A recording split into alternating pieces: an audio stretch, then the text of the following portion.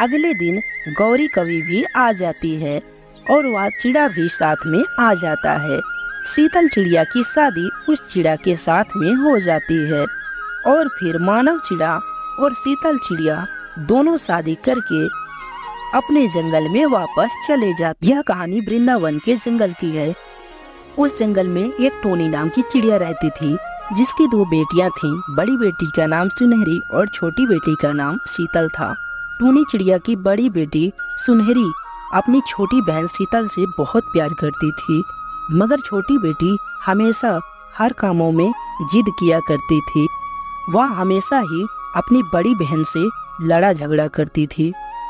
धीरे धीरे समय बीतता है और दोनों बेटियां बड़ी हो जाती हैं। अब टोनी चिड़िया को उनकी शादी की फिक्र होने लगती है।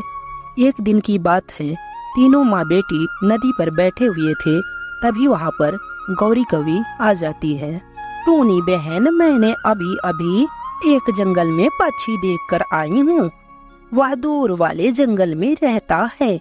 उसके घर वाले काफी ज्यादा अमीर हैं। अगर मेरी बात का बुरा मत मानो तो मैं तो कहती हूँ उसी से अपनी बड़ी बेटी का शादी करवा दो। बड़े घर में जाएगी, हमेशा खुश रहेगी, किसी चीज की कमी नहीं होगी। गौरी बहन, मुझे तो अपनी बेटियों की चिंता खाए जा रही है। अगर वह चिड़ा अच्छा है तो मुझे शादी करने में कोई एतराज नहीं है। टोनी बहन, उसका एक आम का बगीचा है और एक अमरूद का बगीचा भी है। सुनहरी बिटिया तो राज करेगी राज। उसके साथ शादी करके उसका जीवन बहुत ही खुश बीतेगा। मुझे तो इस चिड़िया में कोई कमी नजर नहीं आई। गौरी आंटी, उसे आम के बगीचे में आम भी लगते हैं। अरे शीतल बेटी, आम के पेड़ों में आम नहीं तो क्या अंगूर लगेंगे। तुम भी ना कैसी बात करती हो। उस पर तो बड़े बड़े और सुंदर रसीले आम लगते हैं। हमारी सुनहरी बेटी उस घर में राज करेगी राज। गौरी बहन, आप रिश्ते की बात आगे बढ़ाएं। मेरी बड़ी बेटी का घर बस जाए, उसके बाद में कोई अच्छा सा घर देखकर अपनी छोटी बेटी शीतल का भी ब्याह कर दूंगी। माँ, आप मेरी इतना चिंता मत किया करो। आपकी तबीयत भी ठीक नहीं रहती और आप मेरे पीछे ही परेशान रहती हो। आप अपना ख्याल भी रखा करो। सुनहरी बेटी, जब बेटियां जवान हो जाती हैं तो माँ बाप की उनकी शादी की चिंता होती है। अच्छा तो टुनटुनी बहन, अब मैं चलती हूँ। इस तरह कहकर गौरी कवि वहाँ से चली जाती है और टोनी चिड़िया भी अपनी बेटियों के साथ अपने घर में वापस आ जाती है। माँ, मेरा बहुत देर से कहने का मन था, लेकिन मैं चुप थी। लेकिन मेरी भी ख्वाहिशें हैं कि मेरे आम के बगीचे हों। माँ, आप उस चिड़े से मेरी शादी करवा दो। बड़ी दीदी की शादी बाद में करवा देना। शर्म कर शीतल, तुझे या कहती हुए जरा भी शर्म नहीं आई।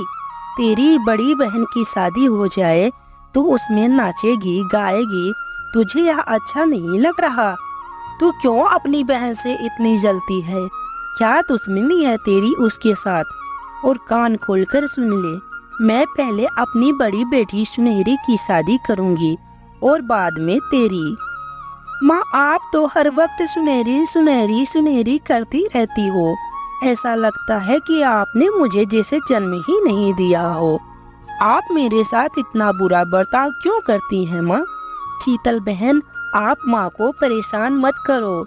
बड़े बुजुर्ग जो फैसला करते हैं वह हमेशा बच्चों के लिए अच्छा ही होता है। लेकिन इस तरह की बातों पर शीतल चिड़िया को कोई असर नहीं पड़ता। वह अपना मुंह दूसरी तरफ फेर कर खड़ी हो जाती है। फिर अगली सुबह शीतल चिड़िया और सुनहरी चिड़िया दोनों जंगल में भोजन लेने के लिए निकल पड़ती हैं। वहाँ पर जाकर शीतल चिड़िया सुनहरी चिड़िया से कहती है, सुनहरी बहन, अगर आप सच में मुझसे प्यार करती हो तो माँ को मेरी शादी के लिए मना लो। उस चिड़िया से मैं ही शादी करूँगी जिसके पास आम के बगीचे हैं। लेकिन शीतल बहन, मम्मी नहीं मानेंगी क्योंकि माँ को समाज का डर है। समाज उनको क्या कहेगा कि बड़ी बेटी घर में जवान बैठी है और छोटी बेटी की शादी करवा दी। दीदी, तुम्हारी नीयत खराब है। समाज क्या कहेगा वह मुझे नहीं पता, लेकिन जो तुम कह रही हो वह मुझे अच्छे से पता है। अब तो मेरी भी जिद है। मैं भी देखती हूँ कि तुम उस चिड़े से कैसे शादी करती हो। अभी गौरी आंटी से जाकर मैं बात करती हूँ। इस तरह कहकर शीतल चिड़िया गुस्से से वहाँ से चली जाती है। अरे रुको रुको, शीतल बहन, तुम कहाँ जा रही हो इतने गुस्से में? उधर मत जाओ, उधर भारी घना जंगल है। बहन, उधर मत जाओ, रुक जाओ, मेरी भी बात मानो।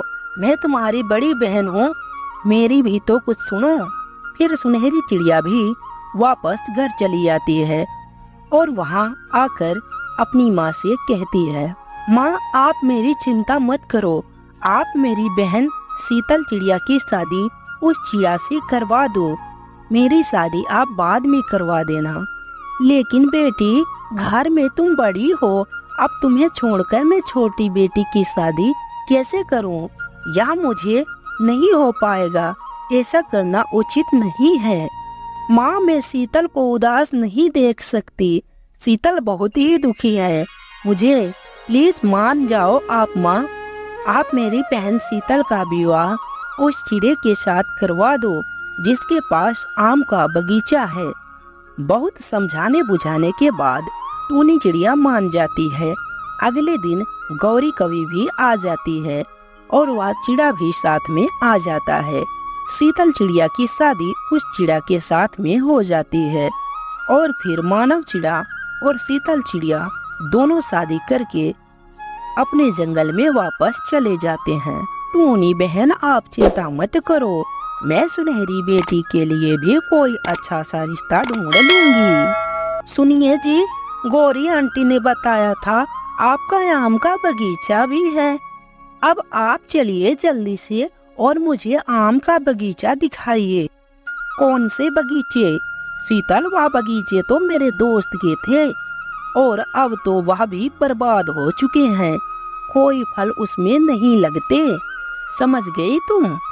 क्या कह रहे हो तुम?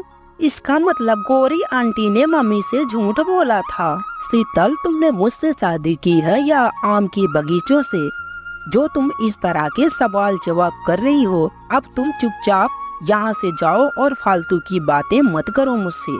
अभी शादी के 2 ही दिन बीते थे कि शीतल का पति मानव चिड़िया शीतल चिड़िया से कहता है, अब बहुत आराम कर चुकी तुम, अब जाओ जल्दी से मेरे लिए भोजन लेकर आओ।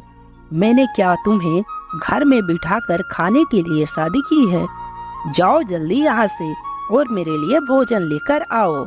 जी मानव जी, लेकिन आप भी मेरे साथ चलिए, हम दोनों मिलकर भोजन की खोज करेंगे और फिर मिल बांट कर खाएंगे। मेरे दोस्त मुझसे मिलने आ रहे हैं, आज मैं कहीं